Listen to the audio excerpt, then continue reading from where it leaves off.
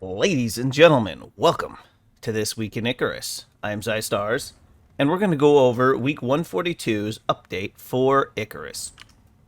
Now, one of the main things that happened this week has to do with these beautiful stair pieces.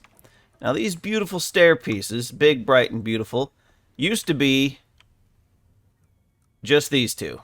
We had a ramp, you had stairs. Actually, yeah, there was a roof piece, which is interesting. Does this have the roof piece still? It does, and this one doesn't have the internal stairs, as you can see. So the new stairs only happen with the stone and the wood, which is interesting. But what do these new stairs do? Well, really, it's a type of stair that exists in pretty much every other one. Well, every other mature game, but it allows us to do that. So we can go up and be able to have access to the whole upstairs rather than going up and being straight into the refrigerator.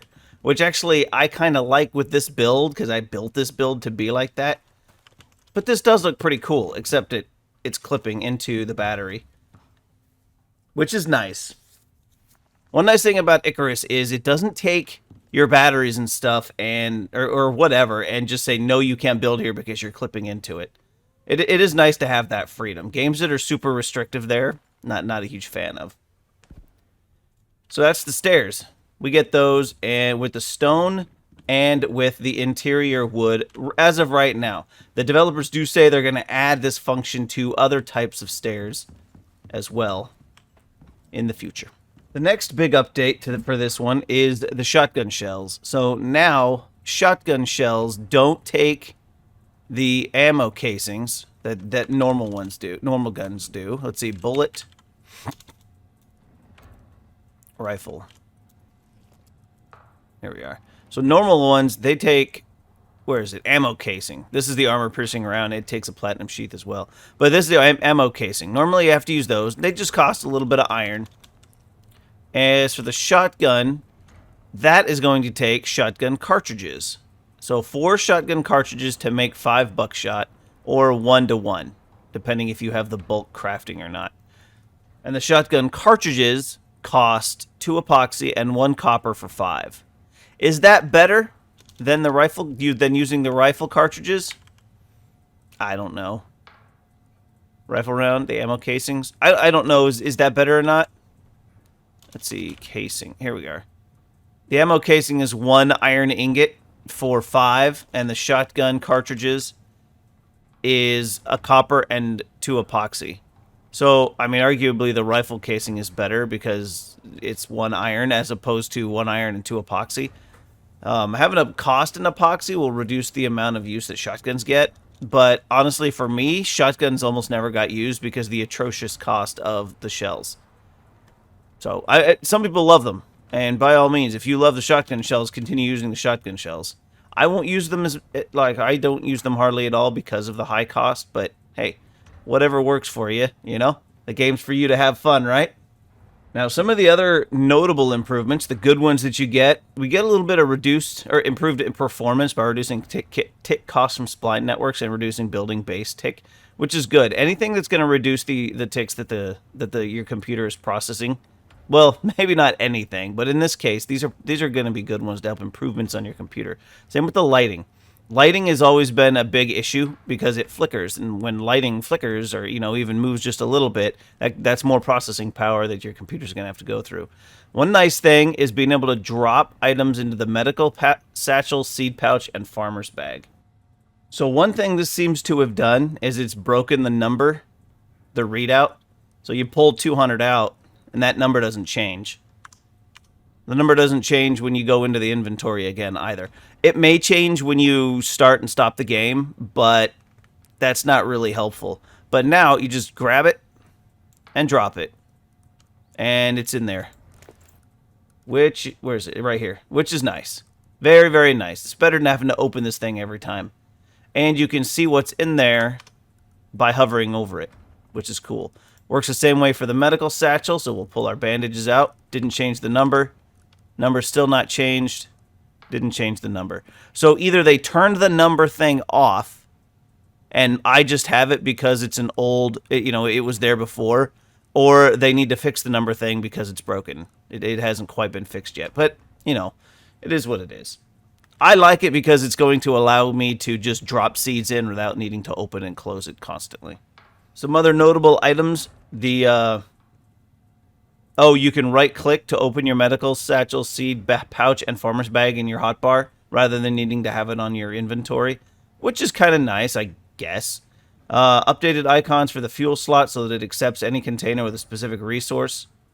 So if we go into something with a fuel, what in here require? Oh, no. Actually, I don't think I've got one out here. I don't think I have. Oh, I put the generators in here, so we can look at those. So they've got a little fuel consumption thingy. So that's cool. That's pretty sweet, I guess. In the event that there's more than one type of fuel container. Well, we do have a new fuel container. So one thing you can build now, and if we go over here and we go fuel, we got the portable biofuel tank. It stores 150,000, and if you hook it to a fuel network, it provides at 1,000 per second. Which I'm not sure how much that is. These things don't say that they require a certain amount per second, and there's no tool to build a fuel network. I have yet to figure out how the fuel networks work. I tried the electricity tool, I tried the water tool, none of them hooked to it. Here's the new container. I stopped putting biofuel in here when I realized I couldn't use it in any way. So with this new biofuel container, and you unlock it in the tech tree over here in tier 4. It's right next to the water tank. It costs the same as the big water tank, and if you put it on, it's the same as a water tank. It just sits on there like that, which is cool, I guess. Now, if you come into here, you can't put this on here, right? So you can't activate. Yeah, that's weird. If you lay it down, there's no way to hook into it. That doesn't work. That doesn't work. Right? So there's no way to hook into it that I can find right now. And I scoured through everything, and I could not find any way to hook a fuel. There's no fuel tool. Now, if you click on it, here we go. It shows connections, storage, just like the water one does, and it shows a connection, but I can't figure out how to connect it. If anybody knows how to connect it, please tell me, but I can't figure out how to connect it. So as of right now, the portable biofuel tank seems pretty useless. Here's the biofuel composter. There's no fuel thingy mentioned, and there's none around here. Because with the water, right next to the water pump is the water tool. You come over here to the electric biofuel composter, and there's nothing. There's a hydroponic plot, electric composter, but no mention of a connector tool. So maybe we'll see that in a future update. One of the best options, they're not options. One of the best notable improvements that they made, the battery-powered lantern stays lit underwater. That's great because going underwater and having your lights turn out can be very detrimental if it happens in some caves. And I know what you're thinking. Caves don't usually have deep water, and they don't usually, but there are caves that do. And there are some caves, at least in the past, they may have fixed it, that there would be water just in a random location, and all of a sudden, as you're mining and you're moving from node to node, you hit some water. So having a lantern be able to stay lit underwater is great. Now, explosive ammos, they take 1 volatile substance per 5 ammo instead of a 1-to-1, which is great, because anytime they reduce the cost of something, that's going to make things better. The repair hammer can now upgrade glass walls to reinforced glass walls, which is a perk from last week's thing where they made the glass walls into their own piece, right? You have to unlock them. It's another unlock point you've got to use, which that sucks, but it is what it is. So now the glass walls look nicer. Glass walls. So you can see through them a little clearer now, which is nice. And with this, you go here, right click to upgrade the glass wall, and now it's reinforced with the steel beams instead of the regular beams.